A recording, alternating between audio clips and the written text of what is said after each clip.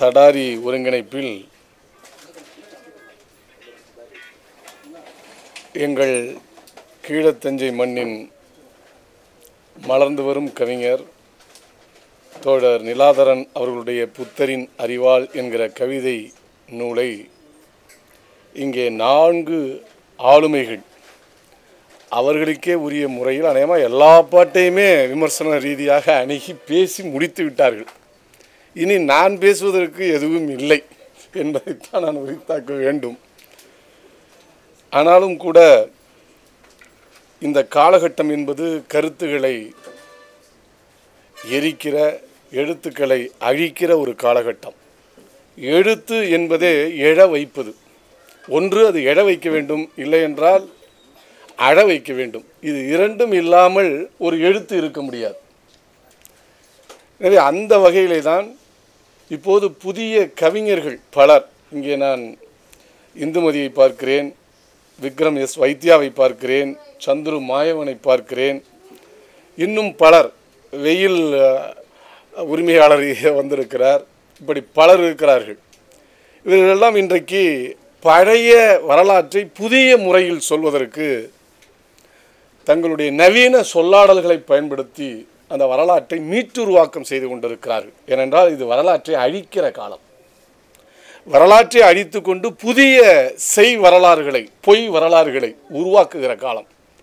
எனவே உண்மையான வரலாற்றை தமிழ் நிலப்பரப்பில் எடுத்து சொல்வதற்கும் அதை நிலைநிறுத்துவதற்குமான ஆகப்பெரும் முயற்சிகள் தேவைப்படுகிறது.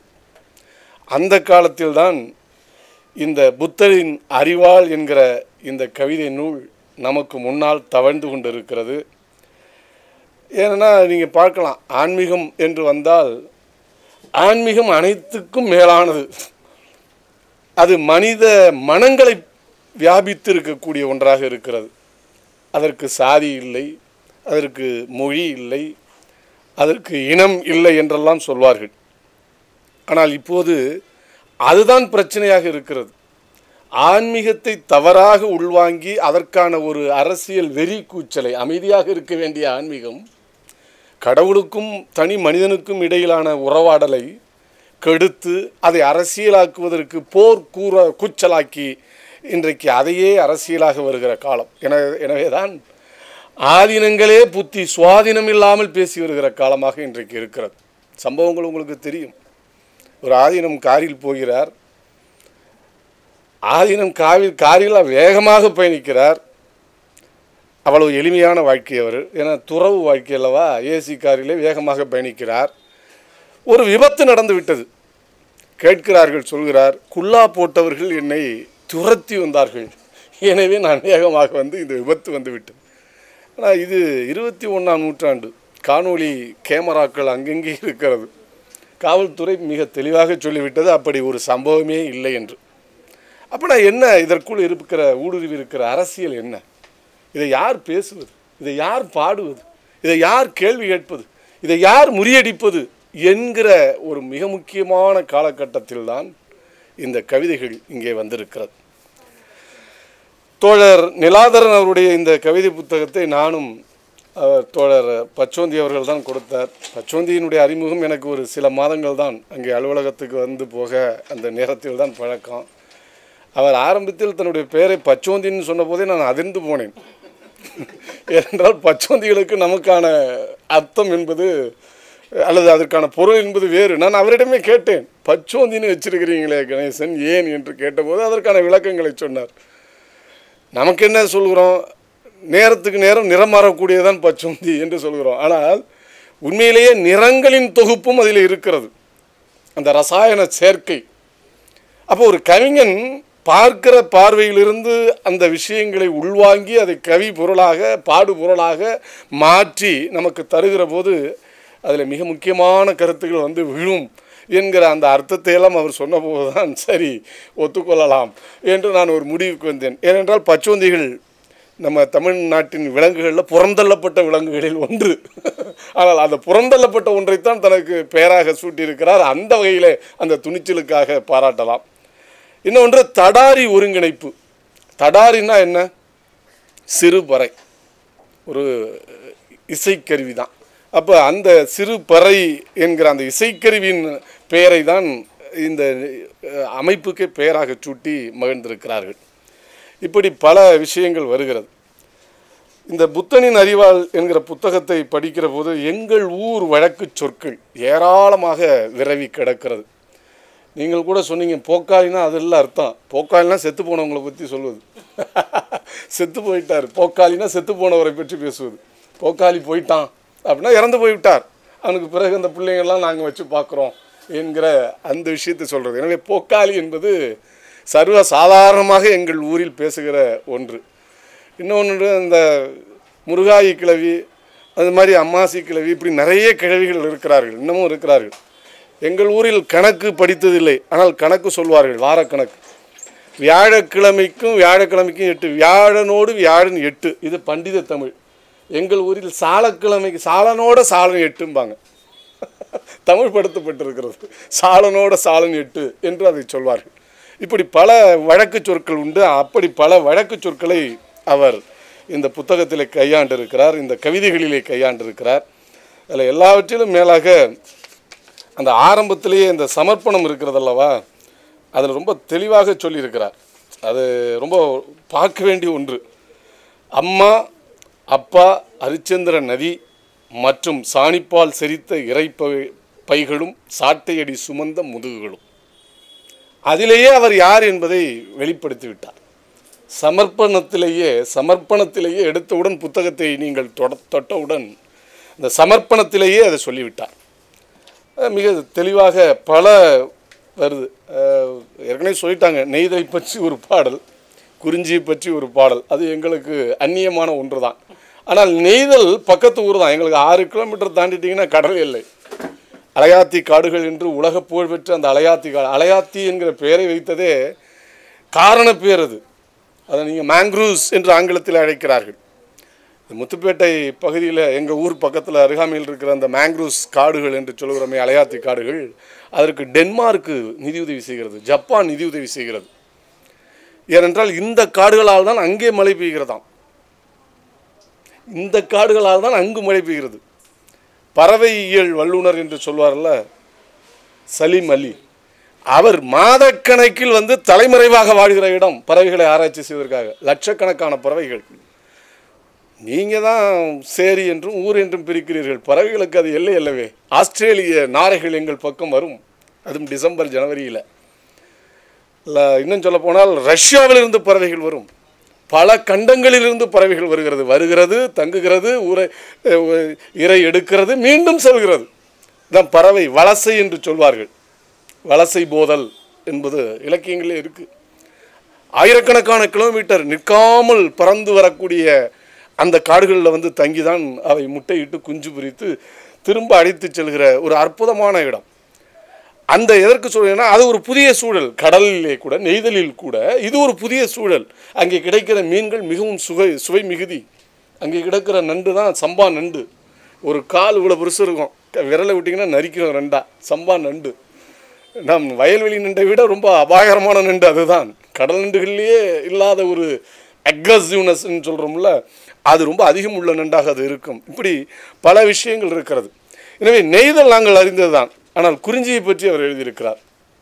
அவர் கேட்டும் உணர்ந்தும் சிலவற்றை தொடர்பிலே வந்த செய்திகளையும் வைத்து தான் அதை எழுதியிருக்கிறார். ஆனால் அதில் வர்ற விஷயங்களை நீங்கள் பார்க்கிற போது நிறைய குறிப்புகளையும் தந்து கொண்டே இருக்கிறார். ஆனால் அடிப்படையில் இந்த புத்தகம் எதை நோக்கி செல்கிறது, அடிப்படையில் இந்த கவிதைகளுடைய பாடுபொருள் எப்படி இருக்கிறது என்பதைத்தான் நாம் பார்க்க வேண்டும். எல்லா கவிதைகளுக்கும் ஒரு முத்தாய்ப்பான ஒரு கவிதைன்னு பார்த்தீங்கன்னா, நீங்கள் சொன்ன இந்த கதிரறிவாள் என்கிற கவிதை நான் எடுக்கவில்லை. அது எங்களுக்கு தெரியும், அவருக்கும் தெரியும். இந்த புத்தனை அணிதல்ங்கிற கவிதை இருக்குல்ல, அது மிகவும் ரொம்ப ரொம்ப முக்கியமான கவிதையாக நான் பார்க்கிறேன். ஏன்னா புத்தன் அமைதியின் சுரூபம், அஹிம்சா மூர்த்தி. காந்தி சொன்ன அஹிம்சா மூர்த்தி. அவர் அஹிம்சை உலகத்துக்கு போய்த்தவர். அவர் கையில் இருந்த தாமரையை எடுத்துவிட்டு நீங்கள் வேறு ஏதாவது எடுத்துக்கொண்டால் நான் பொறுப்பல்ல. அந்த தாமரையை எடுத்துவிட்டு இந்த அறிவாளை, இந்த கதிர் அறிவாளை வாங்கி கொண்டார் என்கிற அந்த காட்சி படிமம் இருக்கிறதே, அங்கே தான் இருக்கிறது. அப்போ ஒரு துறவு என்கிற வாழ்க்கையில் அந்த துறவினால் திருமணத்துக்கு பிறகு துறவு போகிற போது அந்த மனைவியினுடைய பிரச்சனை பற்றி யார் பேசுகிறார்? யசோதையை பற்றி குறிப்பிடுகிறார். இப்படி பல விஷயங்களை, கனத்த விஷயங்களை எல்லாம் மிகச் சிறப்பாக எடுத்து சொல்லக்கூடிய ஒன்றாகத்தான் இருக்கிறது. அதே போல் அறிவியல் ரீதியான பல விஷயங்களை இந்த கவிதைகளை கொண்டு வந்திருக்கிறார். மருத்துவ குறிப்புகள் இருக்கிறது நீங்கள் சொல்வது போலவே. அதே போல் இந்த நவீன கழிப்பறை பற்றி நீங்கள் சொன்ன எல்லா விஷயங்களும் பொருந்துகிறது. எனவே எனக்கே அதில் நான் மாணவர் அமைப்பில் வேலை செய்து கொண்டிருந்த போது பணி நிமித்தமாக மாணவர்களை தொடர்பு கொள்வதற்காக ஒரு விடுதிக்கு சென்றேன்.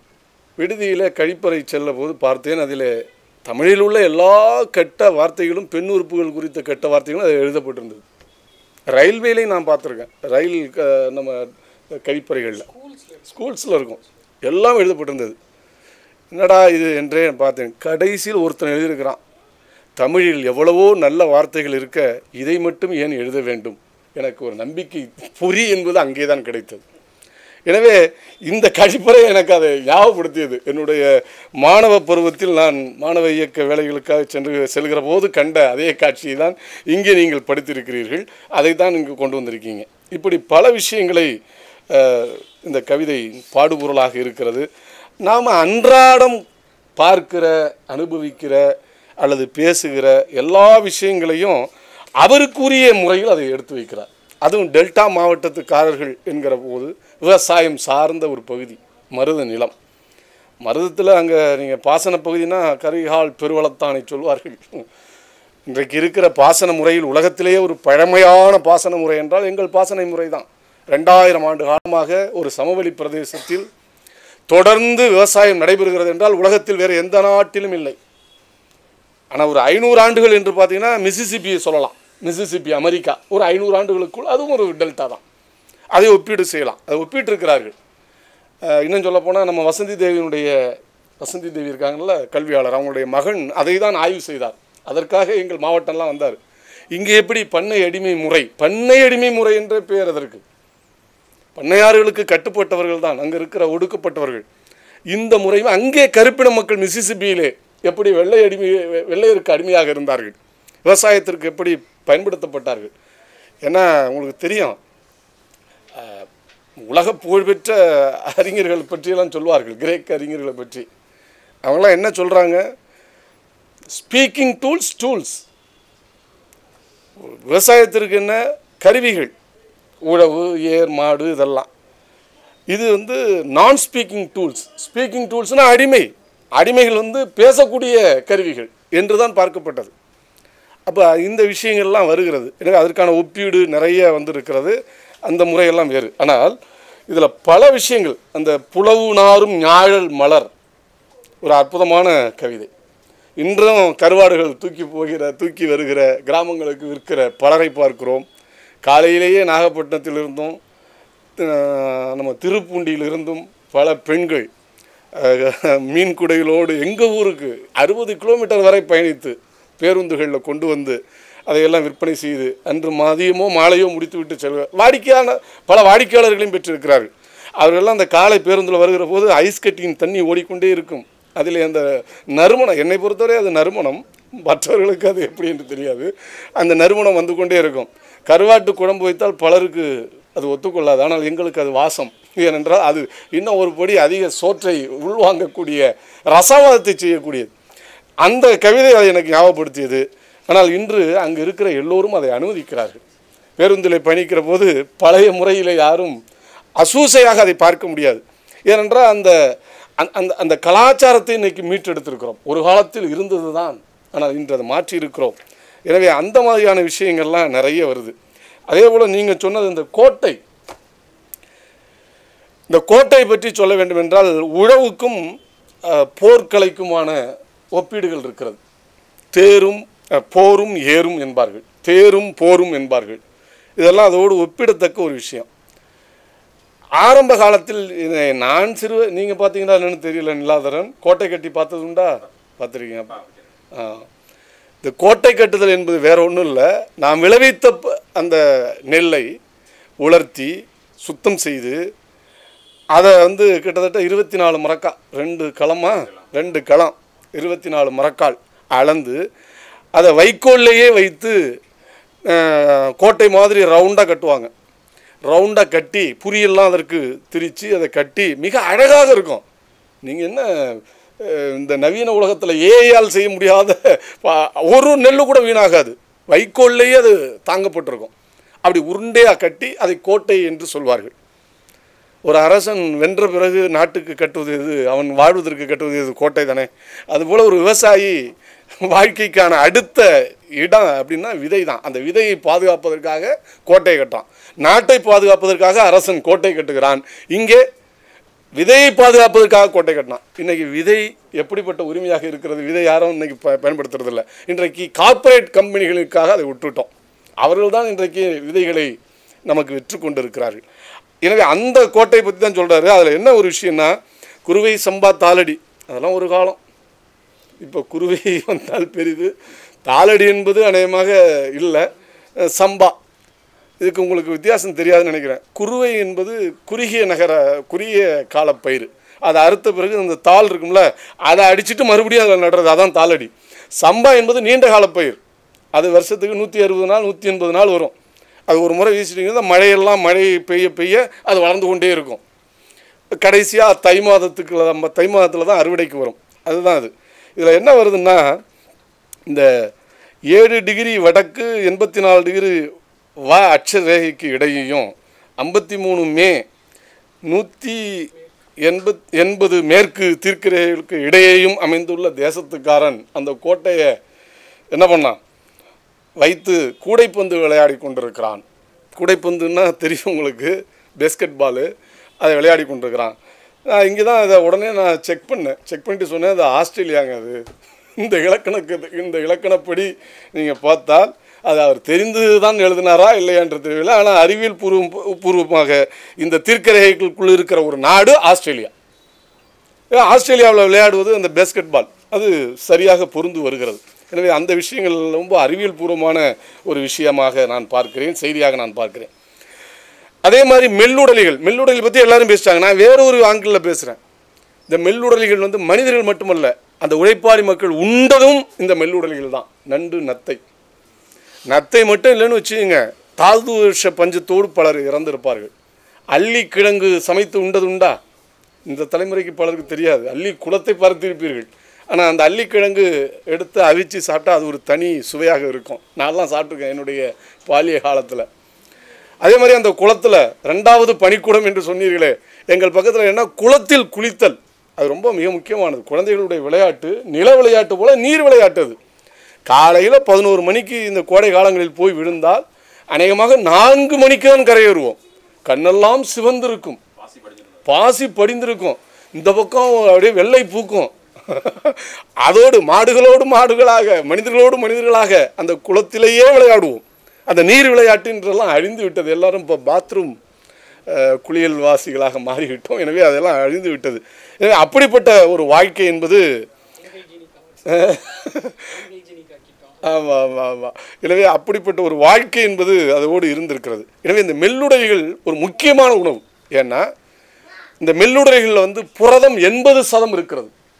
புரத தேவை, புரோட்டீன் என்று சொல்லக்கூடிய உடலுக்கான புரத தேவை என்பது ரொம்ப அத்தியாவசியமானது. பருப்பு கொடுத்து வாங்க முடியாது, காசு கொடுத்து வாங்க முடியாது. அல்லது நீங்கள் சொல்கிற அல்மண்டு, பாதாம் எல்லாம் வாங்கி சாப்பிடுவதற்கான வாய்ப்பே இல்லை. மிடில் கிளாஸே இப்போ தான் வாங்கி சாப்பிட்டுட்டு இருக்காங்க. எல்லாம் அது இந்த ஸ்மூத்தி போடுற கல்ச்சர்லாம் இப்போ தான் வந்திருக்கு. எல்லாம் கொஞ்சம் சேலரிட் செக்ஷன் வந்த பிறகு. அன்றைக்கி அதெல்லாம் கிடையாது. அப்போ இந்த மெல்லுடைகள் இவைகள் தான் அவர்களுக்கான புரதத்துக்கான அடிப்படையாக இருந்திருக்கிறது, அடிப்படை உணவாக இருந்திருக்கிறது. அப்போ அதில் எப்படி சுவையாக சமைப்பது என்பதற்கு நிறைய சான்றுகள் இருக்கிறது, நிறைய செய்திகள் இருக்கிறது. முத நாளே பிடிச்சி ஒரு பானையில் போட்டு அடுத்த நாள் அதை தான் அந்த சூறல். நீங்கள் கேட்டிங்களா, சூறதுன்னா அந்த அந்த உள்ளுக்குள்ளே இருக்கிறத அந்த உள்ள மெல்லுடலையை மட்டும் எடுப்பாங்க. சூர்ந்து எடுக்கிறது, அகழ்ந்து எடுக்கிறது, அதுதான். அதை எடுத்து அதிலேயே வந்து கோலா உருண்டை செய்கிற முறையெல்லாம் உண்டு, இடிப்பார்கள், எல்லாம் உண்டு. இன்னும் சொல்லப்போனால் அந்த வாகைக்கீரையோடு அதை சுவைத்து சாப்பிடுவது, ஓட்டோடு சமைத்து சாப்பிடு உரிந்து இழுக்கிற போது இருக்கிற சுவை அது தனி சுவை. அதெல்லாம் இப்போ கிடைப்பதில்லை. எல்லாம் அழிந்து விட்டு அருகி வருகிற இனங்களாக மாறி இருக்கிறது. ஆனால் இப்போதும் சென்னையில் வச்சு கொண்டிருக்கிறது. நான் குடி வாழ்கிற போரூர் அருகே பார்த்தால் ஞாயிற்றுக்கிழமை எல்லோரும் பெரிய பெரிய கார்கள் வந்து நத்தையை தான் வாங்கி செல்கிறார்கள். சின்னதாக இருந்தால் ஊமிச்சு, பெரிதாக இருந்தால் நத்தை.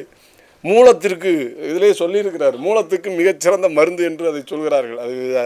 அது மருத்துவர்கள் தான் கண்டுபிடிக்கணும். ஆனால் அது வந்து ஒரு நல்ல உணவு, அது மட்டும் நல்லா தெரியும். எனவே அந்த விஷயங்கள் வந்து ஒடுக்கப்பட்டிருக்கிற ஏழை எளிய உழைப்பாளி மக்களினுடைய உடல் நலம் இருக்கிறதே, அவர்களுக்கான புரத தேவை இருக்கிறதே, அது இயல்பாகவே, அதுவும் எந்த பணமும் செலவும் இல்லாமல் அவர்கள் கொடுத்திருக்கிறது. கால்சிய தேவை நண்டுகள் தந்திருக்கிறது. ஏன்னா எலும்பு இவங்க செய்கிற வேலைக்கெல்லாம் எலும்பு தூக்குற சுமைக்கெல்லாம் எலும்பு எப்பயோ உடஞ்சிருக்கும். முதுகெலும்பு இருந்தால் கூட முதுகெலும்பு அற்றவர்களாக ஆகியிருப்பார்கள். அவ்வளவு கடின பணி. மூட்டை மூட்டையாக நெல்லை தூக்குவது என்பது சாதாரண இல்லை. அதுவும் கிட்டத்தட்ட 1/2 கிலோமீட்டர் தூக்கணும். வயல்காடு என்பது வேறு, இங்கே சாலை என்பது வேறு இடத்தில் இருக்கும். அங்கேருந்து தூக்கி வரணும். இப்போ எல்லாம் டிராக்டர்கள் அதை செய்து கொண்டிருக்கிறது. எனவே அதற்கான ஒரு முக்கியமான விஷயமாக பார்க்கிறேன். எனவே அப்படிப்பட்ட ஒன்றாகவும் அது இருக்கிறது. எனவே திருக்கை வாழ் தின்ற பசி, அது அவர் குறிப்பிட்டது மாதிரி ரொம்ப நல்ல கவிதை. இப்படி ஒவ்வொன்றாக நாம் பார்க்கலாம் பல விஷயங்களை. நீங்கள் டாக்டர் சாமிநாதன் பற்றியும் சொன்னீங்க. நண்டு சரணம் கச்சாமி, புத்தம் சரணம் கச்சாமி, அவர் நண்டு சரணம் கச்சாமி என்று எழுதியிருக்கிறார். அந்த உண்மைதான். அது பூண்டு மிளகு கஷாயம் போட்டு கண்டத்து புளி இதெல்லாம் போட்டு வச்சு அதனுடைய எந்த சளியும் பிடிக்காது. அதுவும் அந்த மழைக்காலங்களில் மிகச்சிறந்த ஒன்று. அதுவும் முதல் பிரசவம் ஆன பிறகு இதை கொடுப்பார்கள், பால் சுரப்புக்கு. அது மட்டும் அல்ல, அதில் சங்கு இலைன்னு ஒன்று இருக்கும். இப்பயும் அது மரம் ரொம்ப அதிகமாக இல்லை, ரொம்ப ரேர். அது ரேர் ஸ்பீசிஸ் சங்கு மரம்னு. அந்த இலை வந்து ஒன்றும் இல்லை, நம்ம லெமன் ட்ரீ இருக்குல்ல, நம்ம எலுமிச்சை மரம் அதே மாதிரி தான் இருக்கும். இலை முள் ஒரு நீட்டாக இருக்கும். காது குத்துறதே அந்த முள்ளை வச்சு தான் குத்துவாங்க. நம்ம காதணி விழா நடக்கிற போது காது குத்துவதற்கு அப்போது அந்த முள்ளை தான் வைப்பார்கள், சங்கு முல்லை. அந்த சங்கலையும் சேர்த்து அதில் அரைச்சி கொடுப்பாங்க. அப்படி போட்டால் சங்கலை தின்றால் வெண்கலம் போல இருக்கும் உடம்பு என்ற ஒரு பழமொழியே உண்டு. குழந்தை பேர் பெற்ற பிறகு அந்த இதெல்லாம் செய்து கொடுக்குற ஒரு வழக்கம் உண்டு. அதையெல்லாம் ரொம்ப அழகாக அதை கொண்டு வந்திருக்கிறார். அதே போல் மிக முக்கியமானது கதிரறிவாள் கவிதைகள். அதில் நீங்கள் எல்லாருமே சொல்லிட்டீங்க. அந்த ஒவ்வொரு விஷயமும் நீங்கள் சொல்லிக்கிட்டீங்க. அதில் நான் சொல்ல வேண்டிய விஷயம் என்னென்னா,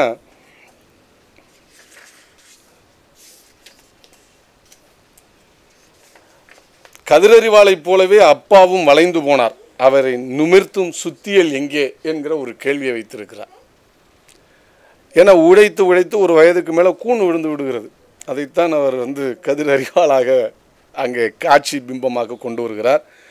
அந்த கதிரறிவாளை நேட்டாக ஆக்கணும்னா ஒரு சுத்தியல் தேவை. அந்த சுத்தியல் எங்கே என்கிறார். அந்த சுத்தியலும் அங்கே தான் இருக்கிறது. என்ன செய்தி என்றால், இவர் கேட்கிற கேள்விக்கெல்லாம் பதிலும் அங்கே இருக்கிறது.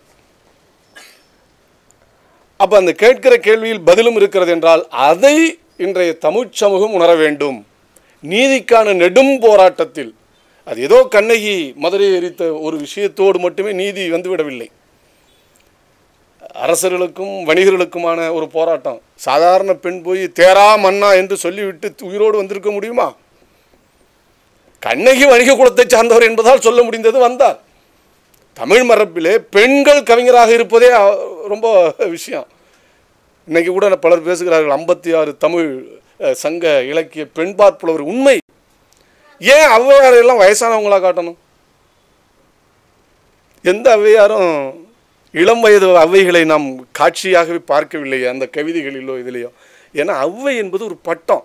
அவர்கள் திருமணமே செய்து கொள்ளாமல் தங்களை ஒரு துறவு நிலைக்கு எடுத்து சென்று, வசீகரமாக இருந்தால்தானே ஆடவர்கள் நம்மை விரும்புவார்கள். எனவே தங்களுடைய அந்த வசீகரத்தை இழக்க வைத்து அறிவுக்கு முக்கியத்துவம் கொடுத்த ஒரு மாபெரும் புரட்சியாளர்கள் என்று அந்த பெண்ணிய கவிஞர்களை சொல்கிறார்கள் என்றால் அது தமிழ் மரபுக்கு உண்டு.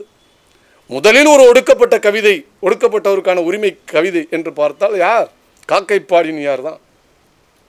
காக்கைப்பாடினியார் யார்? நச்சினர் கிளியார். நச்சினர் கிளியார் காக்கையை பற்றி ஏன் பாடினார்? கருப்புன்னா ஒதுக்கப்பட்ட நிறம். ஆனால் அதில் உள்ள சிறப்பையெல்லாம் அவர் எடுத்து சொன்னார். கா என்று எல்லாவற்றையும் அழைத்து எல்லாவற்றிற்கும் தனக்கு கிடைத்த உணவை பகிர்ந்து கொடுக்கிறது. இப்போ உள்ள காக்கா, நகரத்து காக்கா எல்லாம் அப்படி செய்கிறதில்ல. அது டப்புன்னு கல்லாப்பிட்டு போயிடும். அதை வைத்து நீங்கள் கணக்கு போடும். அன்றைக்கு இருந்த காக்காய்கள் அப்போ அந்த எதெல்லாம் புறந்தள்ளப்படுகிறதோ அவற்றில் உள்ள நல்ல விஷயங்களெல்லாம் எடுத்து ஒன்றாக்கி அவற்றை பாடுபொருளாக்கிய அந்த பரம்பரை இன்றைக்கும் இருக்கிறது. அந்த வழியிலே தான் இந்த புத்தன் கையில் அறிவாள் என்கிற ஒரு அற்புதமான கவிதை நூலை தந்திருக்கிற நிலாதரனும் வருகிறார் என்பதை நான் இங்கே சொல்ல கடமைப்பட்டிருக்கிறேன்.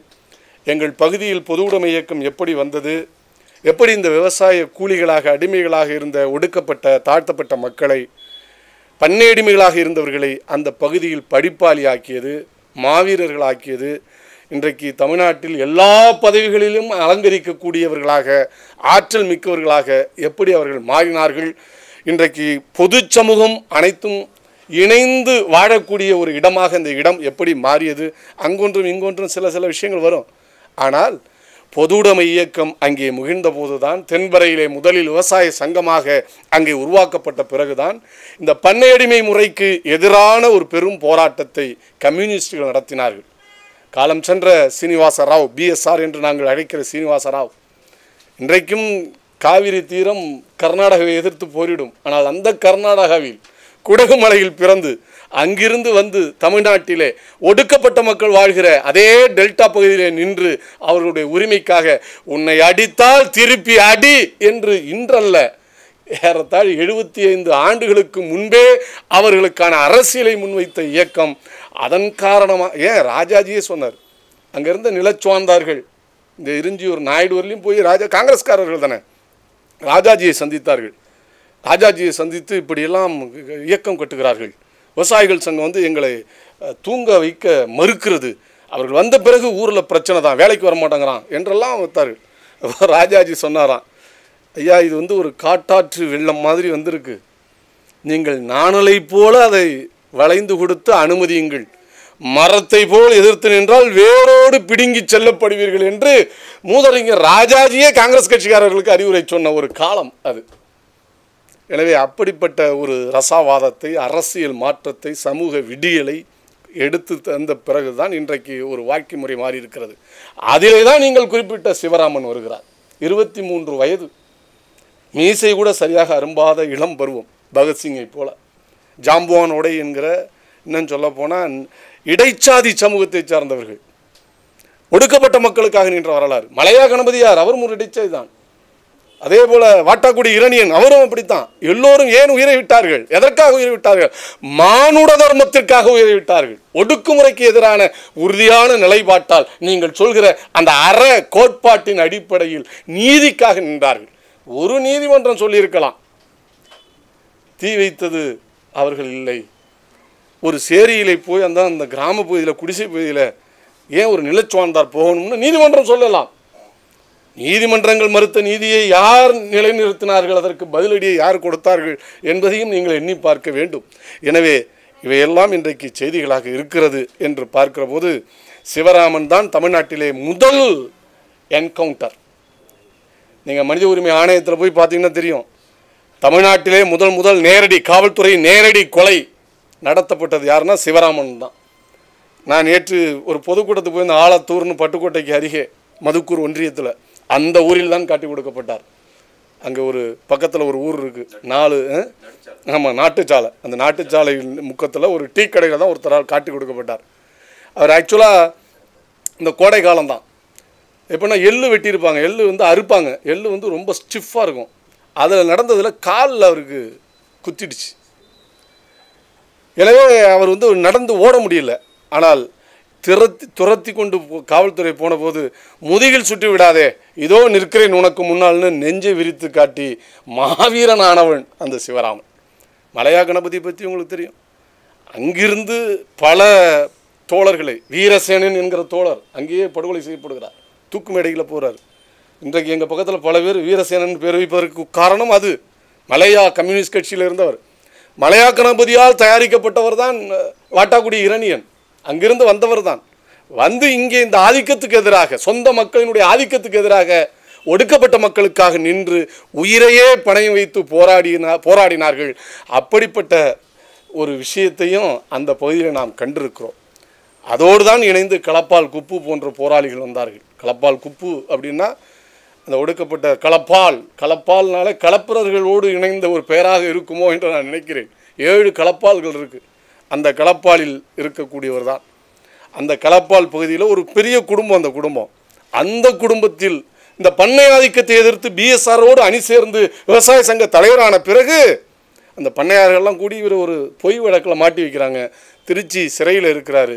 அங்கே சிறையிலே அவர் உணவோடு விஷத்தையும் கலந்து கொடுத்து கொன்று விட்டார்கள். எனவே இவையெல்லாம் இன்றைக்கு செய்திகளாக இருக்கிறது. இப்படி எல்லா வரலாற்று பின்புலங்களையும் தனக்கே உரிய முறையில் கவிதையாக, இன்னும் சொல்லப்போனால் பல விஷயங்களை எடுத்து இதில் சொல்லியிருக்கிறார். கடைசியில் அவர் சொல்கிற ஒன்று மிகச் சிறப்பானதாக இருக்கிறது. இன்னும் மிச்சம் இருக்கிறது.